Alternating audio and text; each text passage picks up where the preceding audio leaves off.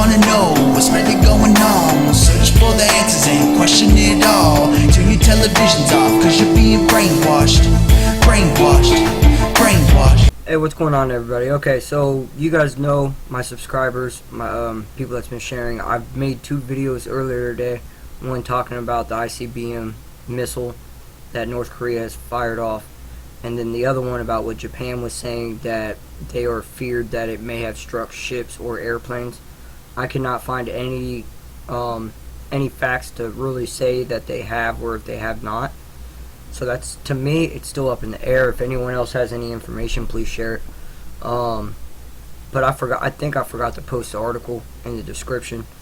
I'm going to go ahead, put the article in the description for this video for you guys to read it, seeing how it's all going to tie hand in hand for the content of this video. Go ahead and just hop into this. The first thing going to pop up is the map for everyone to look at.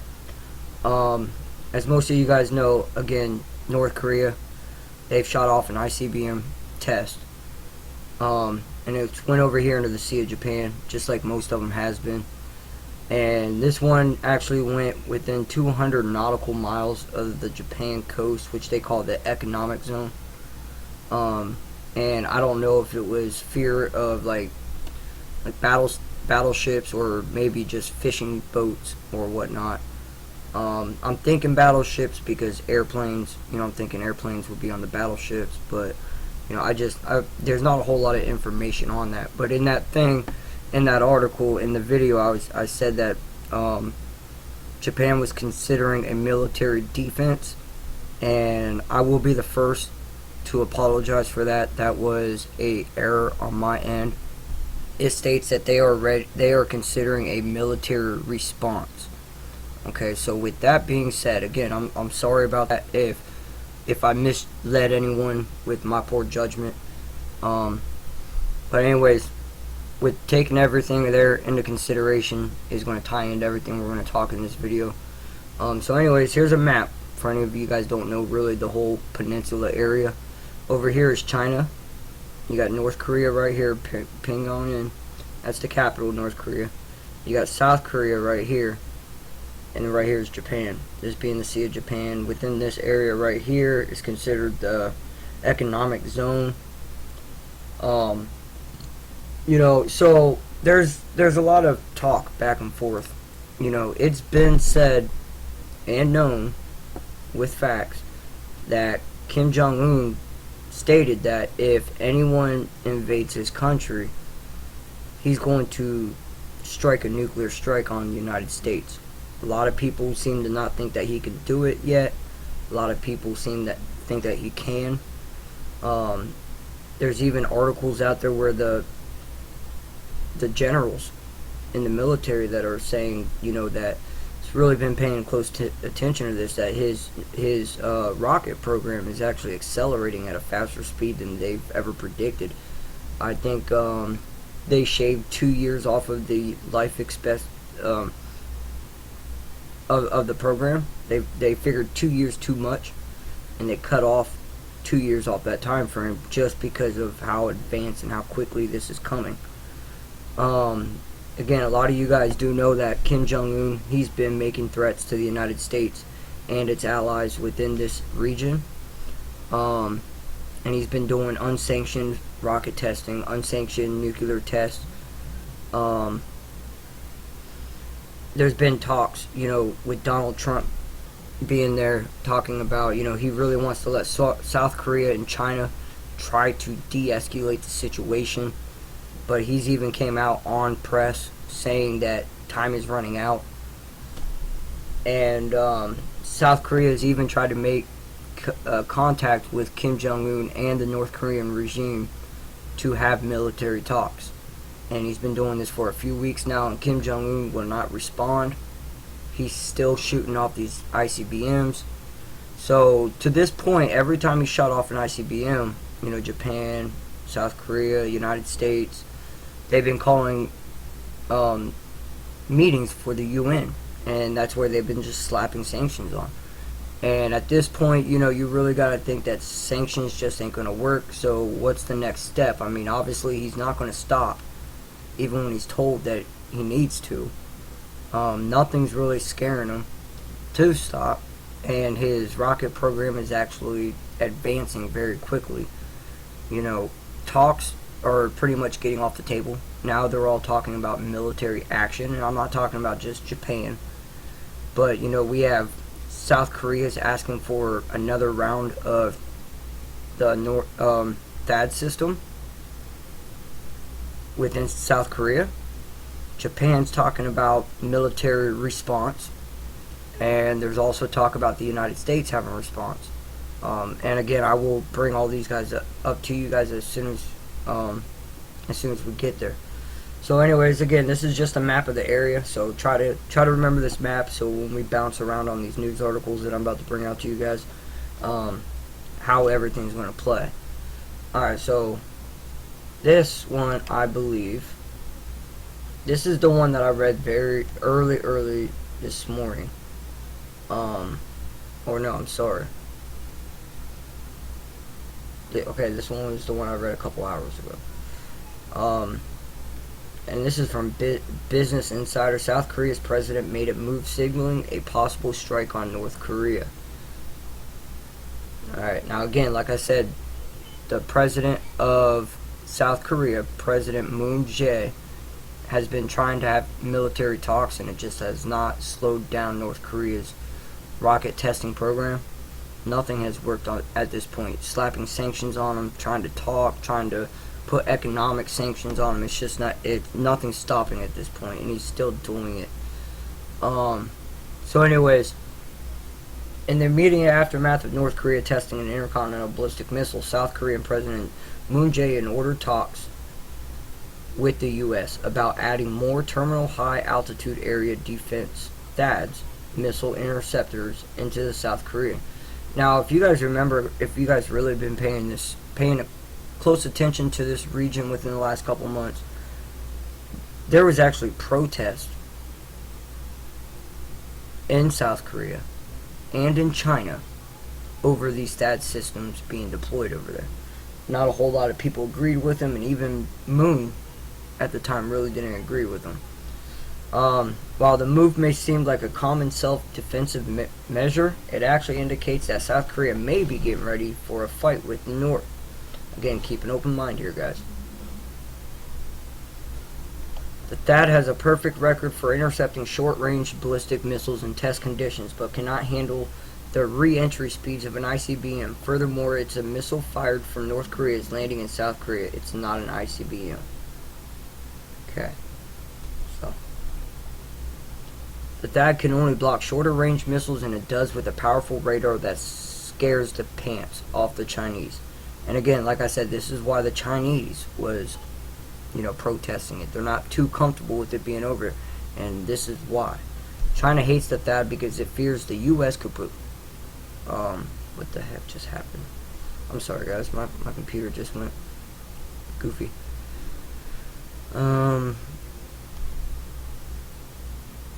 China hates the THAAD because it fears the U.S. could potentially use its powerful radar to negate China nuclear ICBM force and thereby erode its nuclear deterrent.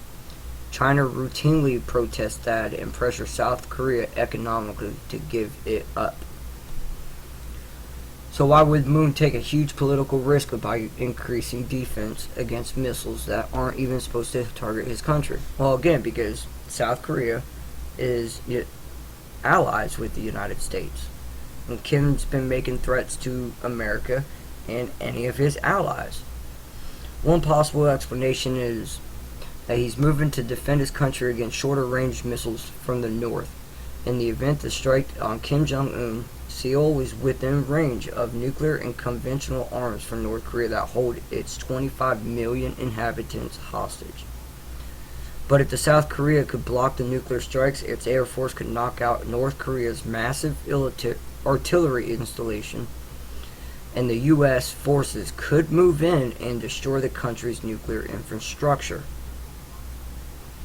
So, I mean, there's a little bit of the front on South Korea. Okay, let's go and read this one. I think this one right here is going to give more of a in-depth of what's been really going on. If it'll ever load. I don't understand why I did get the performance message on my computer saying that's running slow. So anyways, this comes from Reuters, or Reuters, whatever you want to call it. And again, I think it's trying to load a video, and my computer's just too close. North Korea tests another ICBM, putting U.S. cities in range. Alright, so like I said, there's been a lot of back and forth, between parties. He does have the capabilities to shoot and hit Alaska and Hawaii. There's a lot of people that believe that his technology can actually carry it further and go as far inland as Las Vegas. That's still up in the air for speculation.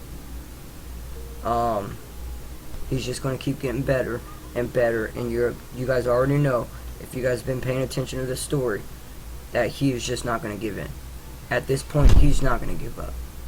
Okay, so anyways, see, experts said it was capable of, the South Korean news agency Yonhap said. Hang on, I gotta move this. I thought I lost my mouse for a second. The Trump administration, which has branded North Korea the most urgent and dangerous threat to peace, condemned the launch as reckless. By threatening the world, these weapons will test further isolate. No statement, the United States will take all necessary steps to ensure the security of the American homeland and protect our to Japan and America. The unusual late-night continuing development of defense options. Again, like I said, they are calling for an emergency. More sanctions are going to be on the table. They're going to start coming up with strategic ways. But I can honestly tell you guys that, with fantasy, it's more of a reality and win. So, sanctions that's already been put on them, and all the talks and all the warnings that's been made militarily. But also at the same time, I really don't like the idea, because Kim Jong-un has stated before that if anyone invades his country, he's not afraid to drop a nuclear bomb on his own country. Invaders out. A lot of us speculate what it would be like within a nuclear war. You guys gotta, again, look at this map, okay? If a nuclear bomb was to go off, and even if it was North Korea that shot it, alright, off into his own country, he has guerrilla bases, missile guerrilla bases within his own country that's camouflaged up. You can't straight jungle war. It wasn't straight on a battlefield. These were people that hid in, holes that they dug in the woods and in the forest, hiding out in the waters. Like, this was straight guerrilla jungle warfare. Okay, so they're very good at camouflage. So we get a bunch of people in here, America. I mean, if it's U.S. allies, if it's South Korea allies, even Japan comes over. And even if China decides that they jump in and help us, which that's still two different things going on. We don't know if China would actually back up North Korea, or if China would actually, in fact, stand with us and take out North Korea. Again, Beijing over here, they don't want no nuclear strike at all anywhere in their region. Yeah, you would have a nuclear bomb go off here, a couple 100 miles would get destroyed. But then the cloud with all the radiation and all that, it would just make an economic disaster over here for everyone that's in this area. So that's why it's a real critical moment right now as to, because with, he's been making threats that he's going to be testing off these ICBMs. He's been following through on these promises, on these threats. And then at the same time, with everything being said, you can't risk the fact that, well, I know what he's saying, but I don't think he's going to do it. Let's go ahead and invade. And next, you look up and there's a plume cloud. He really did it. A lot of people would lose their lives. A lot of people. And that would kind of start off, with Japan.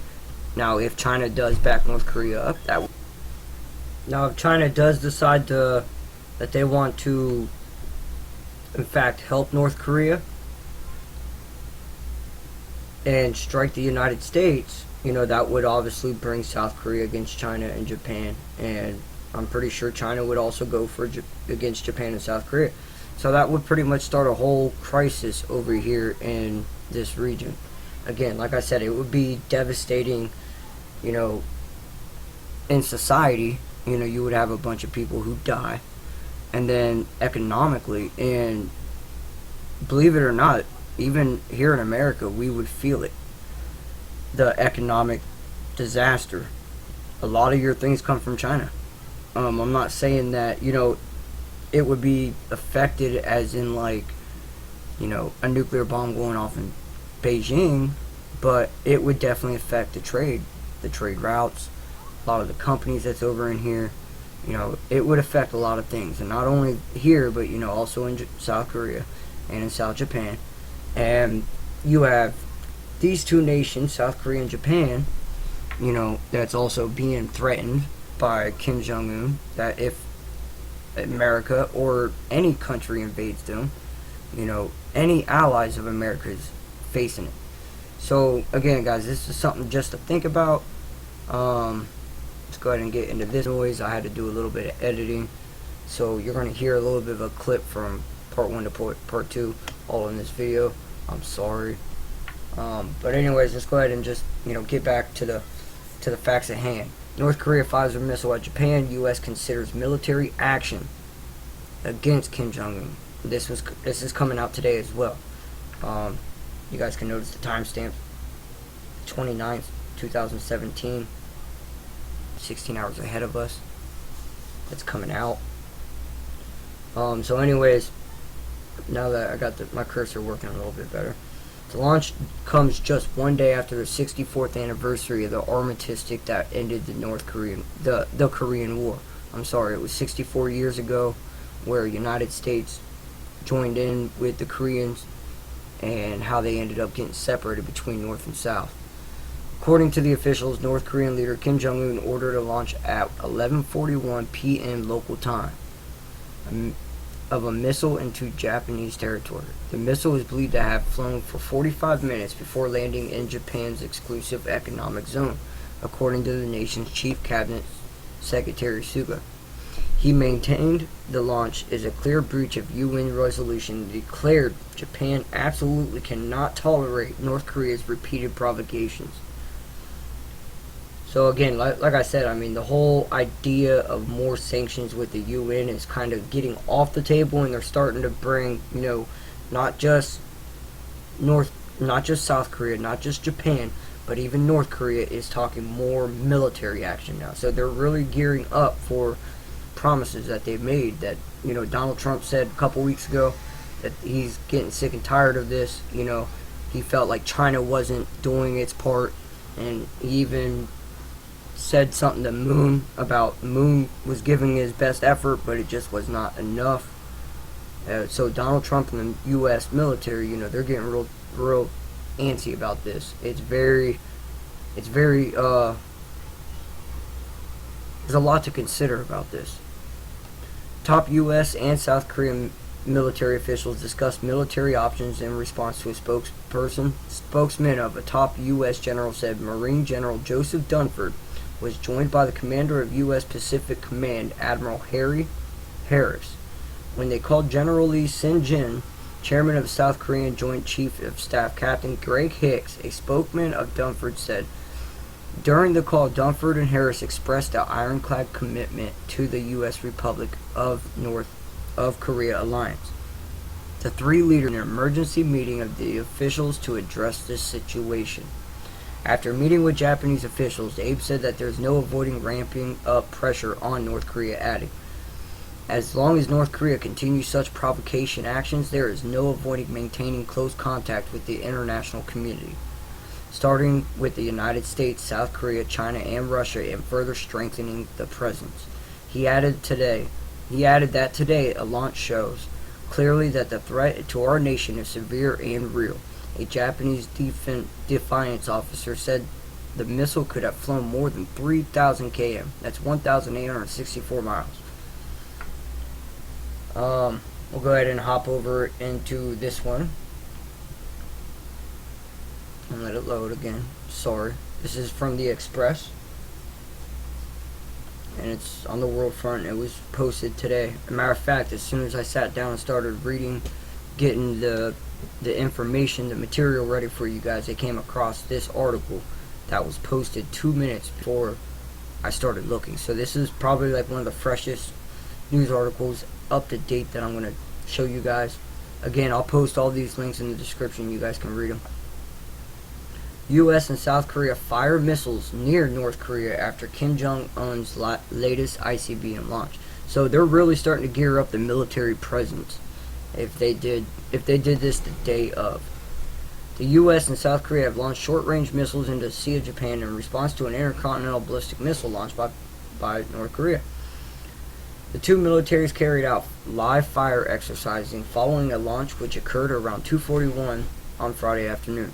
A U.S. military statement in the exercise used missiles which were fired onto territorial waters in South Korea along the East Coast. U.S. President Donald Trump said the missile launch is only the latest reckless and dangerous action by Kim Jong-un's regime. And we'll scroll down a little bit. This is a real short article, so North Korea's missiles is believed to have flown for 45 minutes before landing in Japan's exclusive economic zone, according to Tokyo's officials. 3 Defiance officers discussed military response options to North Korea's missile launch, according to an official statement from the Pentagon. The launch just comes one day after the 64th anniversary of the Korean War. Alright, so that's the latest.